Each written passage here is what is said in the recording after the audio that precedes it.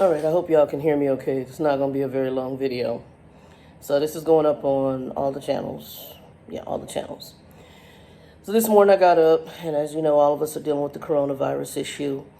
I've been kind of watching it. I talked to my best friend the other day, and I could just hear, she's fed up. Everything's depressing right now to her. Not really depressed about it, but I have my own spiritual views on why a lot of this is going on worldwide right now. But in addition, when I go to work, I hear all sorts of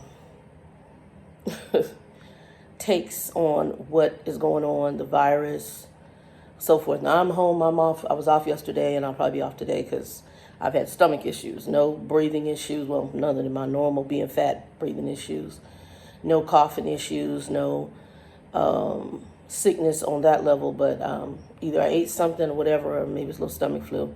But I'm probably going to be calling out most likely today unless they tell me not to come in. I was supposed to be from home this week. Unfortunately, they have to do some internet repairs, and I'm getting a new modem as of the 26th, and then I'll be work from home. My company is pretty much making us all go work from home, which is good, in order to, I really believe, stave off the virus. Plus, I'm in that age group that can be infected, and I do have some underlying health issues. I'm a diabetic, high blood pressure, and you guys know I'm on a blood thinner. So, I have 3 different health issues. Those are things the diabetes was relatively new in the last few years, and then the blood pressure too, and then the blood thinner thing. I've had a blood clotting disorder for since age 29 is when it was discovered, and that's hereditary. So, where I work, and I'll deal with that a little bit. I've got a lot of people who are they're on different political bandwagons, and some of them get really caught up in the political rhetoric. As I told you guys, I'm independent. I'm neither Democrat nor Republican. I'm in the middle, and then I decide on who I like based on what they bring to the table. And then I have issues where I don't like anybody, and then I just leave it in the Lord's hands.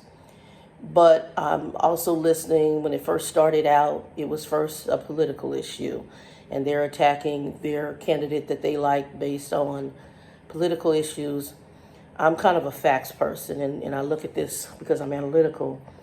I know it's a science thing, on at least in this realm of existence. If we look at it in the physical realm of existence, not touching on the spiritual ramifications, which I'll deal with a lot later, and some other stuff I'll be doing.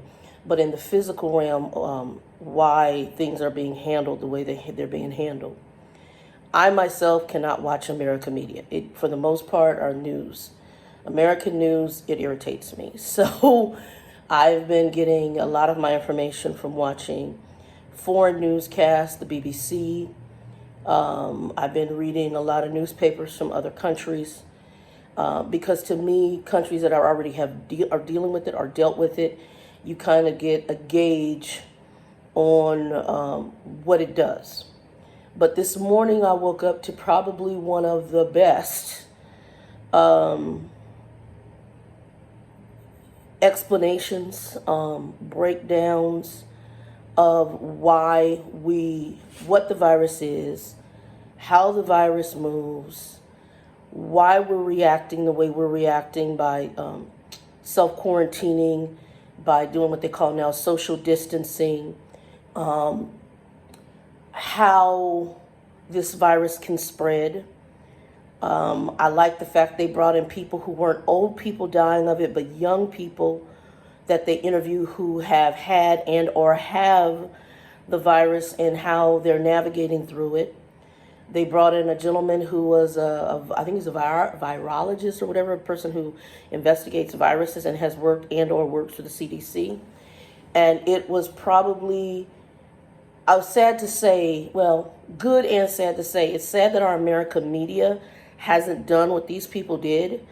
I've been a fan of them, well, both of them, as actors and actresses, but what they did as a family in this show and sitting down at a table with their family there, it's her husband, the daughter, the stepson, and her mom, and giving us a range because the actor and actress are my age, 51, and the mother's probably my mother's age, my biological parents' age. So to see it from those sides, and to also have two younger adults, because I think her daughter is probably in her ages 18 to 20, and then I think the son might be, the stepson might be around 25, 30. So to see it in that vein, and then the other son wasn't there because he did not want his grandmother infected if he had picked anything up, so he was self-isolating. It was a breath of fresh air. So I'm going to put the link below to the show. I'm going to give you a quick synopsis. It is about 50 minutes, so for some of y'all who have short attention spans, I would say take it in pieces, but watch this whole show. It gives you a wealth of knowledge on why we're doing what we're doing. I'm going to tell you to pay close attention to the following conversation, especially when the CDC doctor starts explaining spread. And I'm going to say it's Jada Pinkett Smith and Will Smith. It's the round table, red table. When Will Smith starts breaking down what's called flattening of the curve, and why we're wanting everybody to stay in, and how this virus is going to move and needs to move through the populace. And why we don't want to overwhelm our healthcare system. I'm also going to challenge you guys at this. Last night, a friend of mine her son is in the hospital right now. Well, as of last night, he was in the hospital for pneumonia, coughing blood. Guys, be very careful how we joke about this. I'm at work, and there's been some joking. I say we, but there's been some very serious joking. This is not really a jokey matter. I mean, there's some of it that's just foolishness. The whole gold toilet paper thing is just amazing to me. But at the same time, people react out of ignorance. Fear to me comes out of ignorance. And the reactions that people have becomes out of ignorance because they're ignorant, so they act ignorantly. Statements like, oh, this is just a regular flu. No, this is not a regular flu. Lives can be lost. Lives can be impacted. People you know. So some people walking around like, I'm invincible, and this is, no. This may reach your household. It may touch somebody close to you. You need to be very careful with how we joke with things. That basketball player, and I'm not a basketball fan, who sat up there and was joking about it, and here he is, one of the very people to contract it. We need to be very careful. The Bible talks about what you sow, you reap. So be careful when you sow in things jokingly, because sometimes God will knock and let it come up on your door. And we have to be very careful. So be careful when you joke about these things, because like right now, here I have somebody I know close to me. Her son has pneumonia. We don't know whether or not it's caused by the virus, but this is a very critical time to have any kind of respiratory issues.